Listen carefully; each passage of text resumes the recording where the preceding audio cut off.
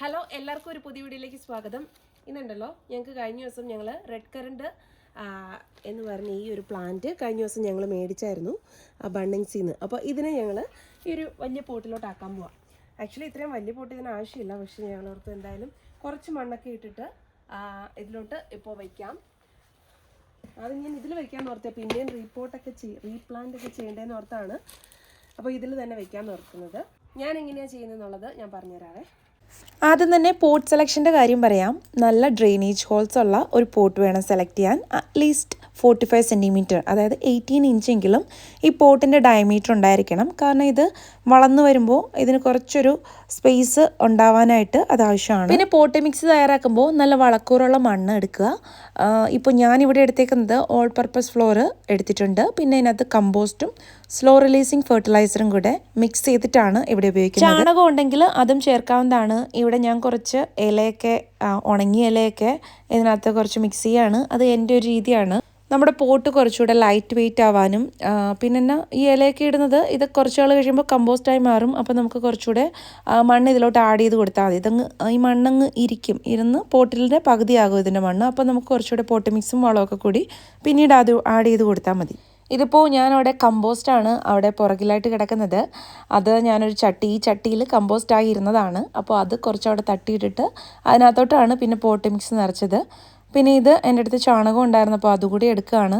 Pot മിക്സും ചാണകവും പിന്നെ ഈ ബ്ലഡ് ആൻഡ് ബോണിൻ്റെ ആണ് സ്ലോ റിലീസിങ് ഫെർട്ടിലൈസർ ചേർത്തിട്ടുള്ളത്. പിന്നെ ഞാൻ ഇതിലോട്ട് മുട്ടത്തോടും കൂടി ആഡ് ചെയ്യുന്നുണ്ട് കേട്ടോ. ഞാൻ മിക്ക മണ്ണിലും മുട്ടത്തോട് കുറച്ച് ചേർക്കും. അത് മണ്ണിന് ഇളക്കവും കിട്ടും. പിന്നെ ഗ്രാജുവലി അത് ഒരു സ്ലോ റിലീസിങ് ഫെർട്ടിലൈസർ പോലെ ആക്ട് ചെയ്യും. അത് പൊടിച്ചിടുകയാണെങ്കിൽ അതാണ് കുറച്ചുകൂടെ എഫക്റ്റീവായിട്ടുള്ളത്.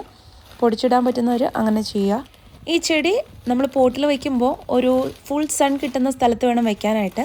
പിന്നെ ഇത് വിൻ്ററിൽ ഒരു ഷെൽട്ടേഡ് ആയിട്ടുള്ള ഒരു കവേർഡ് ആയിട്ടുള്ള ഏരിയയിൽ വയ്ക്കുന്നതായിരിക്കും ഈ ചെടിക്ക് കുറച്ചും കൂടി നല്ലത്. വാട്ടറിങ്ങിൻ്റെ കാര്യം പറയുകയാണെങ്കിൽ ഈ ചെടി മണ്ണിലെപ്പോഴും ഒരു നനവ് ഇഷ്ടപ്പെടുന്ന ചെടിയാണ്. അപ്പോൾ നമ്മൾ റെഗുലറായിട്ട് വെള്ളം ഒഴിക്കണം. സമ്മറൊക്കെയാണ്, ചൂട് കൂടിയ ദിവസങ്ങളാണെന്നുണ്ടെങ്കിൽ അതിനനുസരിച്ച് അതിന് വെള്ളം കൊടുക്കണം.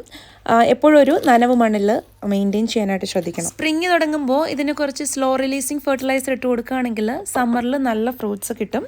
പിന്നെ സമ്മറിൽ ഇതിൻ്റെ ഗ്രോയിങ് സീസണിൽ ആഴ്ചയിലോ 2 ആഴ്ച കൂടുമ്പോഴോ ഫെർട്ടിലൈസർ ഇട്ട് കൊടുത്താൽ മതി. അപ്പോൾ പോട്ട് മിക്സ് ഇവിടെ റെഡി ആയിട്ടുണ്ട്. ഇനി ഇതിനകത്ത് ചെറിയൊരു കുഴി എടുക്കുക. ആ സെയിം ഡെപ്തിൽ തന്നെ വെച്ചാൽ മതി. ആ മണ്ണ് എത്രയാണോ കവറായിട്ടിരിക്കുന്നത് ഇപ്പോൾ ആ ഒരു കവറിൽ, അപ്പോൾ അത്രയും തന്നെ ആഴത്തിൽ കുഴിയെടുത്താൽ മതി. അപ്പോൾ കവറിൽ ഇതിൻ്റെ ഇൻസ്ട്രക്ഷൻ എല്ലാം ഇതിൽ തന്നെ എഴുതിയിട്ടുണ്ട്. ബണ്ണിങ്സിൽ നിന്ന് മേടിക്കുകയാണെങ്കിൽ ആ ഒരു കവറിൽ ആ ഒരു ലീഫ്ലെറ്റിലെല്ലാം എഴുതിയിട്ടുണ്ടാവും എങ്ങനെയാണ് കെയറിങ്ങും വാട്ടറിങ്ങും എല്ലാം. പിന്നെ പ്ലാന്റ് ചെയ്യേണ്ട രീതിയും ഒക്കെ അതിനകത്ത് എഴുതിയിട്ടുണ്ട്. ഈ ഒരു ചെടി ഞങ്ങളങ്ങനെ ബണ്ണിങ്സിൽ കണ്ടിട്ടില്ല. ഇതിപ്പോൾ ആദ്യമായിട്ട് കണ്ടപ്പോൾ മേടിച്ചതാണ്. ഇത് തുറക്കുമ്പോഴും വലിയ എന്താ പറയുക, അതൊരുമാതിരി ഉണങ്ങിയതുപോലെ നിൽക്കുന്നു. അങ്ങനെയാണ് എല്ലാ ചെടികളും ഇവിടെ വിൻ്ററിൽ നിൽക്കുന്നത്. എന്നാലും ഇതിനൊരു കുറച്ചുകൂടെ ഉണക്കം കൂടുതലുണ്ടോ എന്നൊരു സംശയം എനിക്ക് തോന്നിയായിരുന്നു. അപ്പോൾ അവനെ വളരെ കെയർഫുള്ളായിട്ട് പുറത്തെടുക്കുകയാണ്, മണ്ണൊക്കെ ഒട്ടും പോവാതെ. പക്ഷേ അതിങ്ങനെ നല്ല ലൂസായ മണ്ണായിരുന്നു. അതിങ്ങനെ കവറിൽ നിന്ന് എടുത്തപ്പോഴേ അതിങ്ങനെ മണ്ണെല്ലാം പൊരിപൊരിയായിട്ട് പോകുന്ന പോലെ തോന്നി. അപ്പോൾ പറ്റുന്നത്രയും കെയർഫുള്ളായിട്ട് ഇളക്കമൊക്കെ തട്ടാതെ ആ കുഴിയിലോട്ട് ഇറക്കി വെക്കുക. എന്നിട്ട് ചുറ്റും പോട്ട് മിക്സ് അടുപ്പിച്ച് കൊടുത്ത് നന്നായിട്ട് ഉറപ്പിച്ച് പിന്നെ വെള്ളം ഒഴിച്ചു കൊടുക്കുക. പ്ലാന്റ് നടുമ്പോൾ എപ്പോഴും നമ്മൾ അപ്പോൾ തന്നെ വെള്ളം ഒഴിച്ചു കൊടുക്കണം. പിന്നെ മൾച്ച് നമുക്ക് ഇടാവുന്നതാണ്. ഇതിൻ്റെ മുകളിലോട്ട് ഞാൻ കുറച്ച് പോട്ട് മിക്സ് ഇടുന്നുണ്ട്. പിന്നെ ഒരു മൾച്ചിട്ട് കൊടുക്കുന്നത് എപ്പോഴും നല്ലതാണ്. നല്ല എന്താ പറയുക, നമ്മൾ പുല്ല് വെട്ടിയ ഇലയോ അല്ലെങ്കിൽ കുറച്ച് നമുക്ക് മേടിക്കാൻ കിട്ടുന്ന ബാർക്കിൻ്റെ മൾച്ചോ അങ്ങനെ എന്ത് വേണേലും നമുക്ക് ഇട്ട് കൊടുക്കാം. അത് നമ്മുടെ എന്താ പറയുക, അധികം കാടൊന്നും പിടിക്കാതിരിക്കാനും പിന്നെ അതിനകത്ത് വെള്ളത്തിൻ്റെ ഒരു നനവ് എപ്പോഴും മണ്ണിൽ നിലനിർത്താനും അത് സഹായിക്കും. അപ്പോൾ ഇത്രയേ ഉള്ളൂ.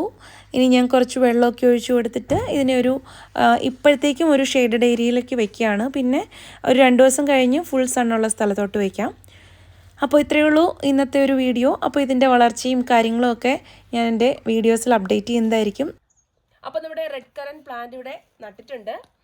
ഇനിയിപ്പോൾ ഈ സമ്മറിൽ നമുക്ക് നോക്കാം ഇതിൽ എന്തെങ്കിലും ഉണ്ടാവുമെന്ന്.